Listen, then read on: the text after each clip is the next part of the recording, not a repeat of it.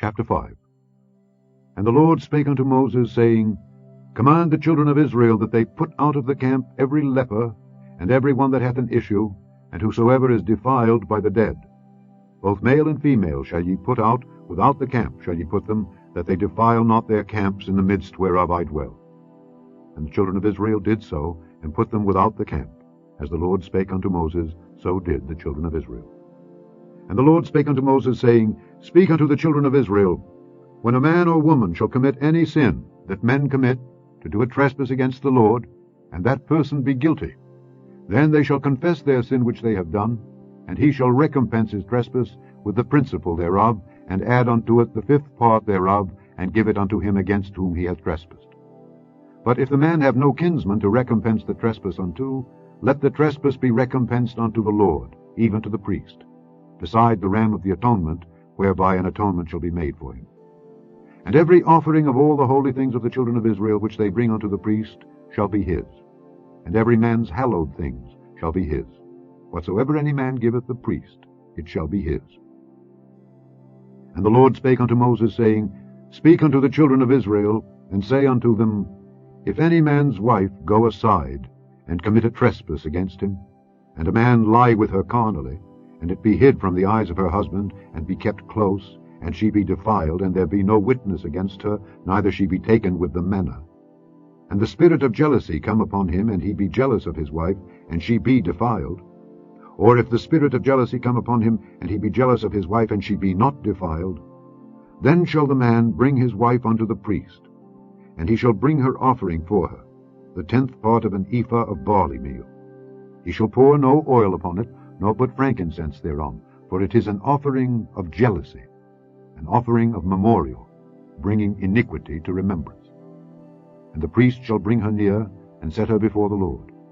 And the priest shall take holy water in an earthen vessel, and of the dust that is in the floor of the tabernacle the priest shall take, and put it into the water. And the priest shall set the woman before the Lord, and uncover the woman's head, and put the offering of memorial in her hands, which is the jealousy offering. And the priest shall have in his hand the bitter water that causeth the curse. And the priest shall charge her by an oath, and say unto the woman, If no man have lain with thee, and if thou hast not gone aside to uncleanness with another instead of thy husband, be thou free from this bitter water that causeth the curse.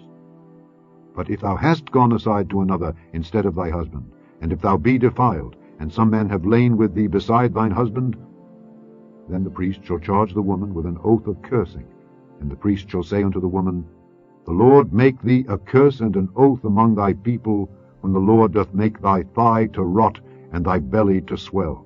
And this water that causeth the curse shall go into thy bowels, to make thy belly to swell, and thy thigh to rot. And the woman shall say, Amen, Amen. And the priest shall write these curses in a book, and he shall blot them out with the bitter water. And he shall cause the woman to drink the bitter water that causeth the curse, and the water that causeth the curse shall enter into her, and become bitter.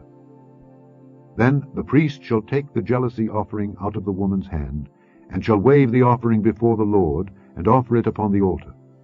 And the priest shall take an handful of the offering, even the memorial thereof, and burn it upon the altar, and afterward shall cause the woman to drink the water.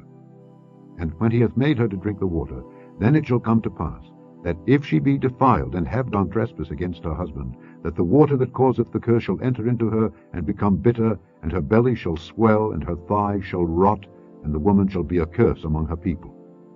And if the woman be not defiled, but be clean, then she shall be free, and shall conceive seed.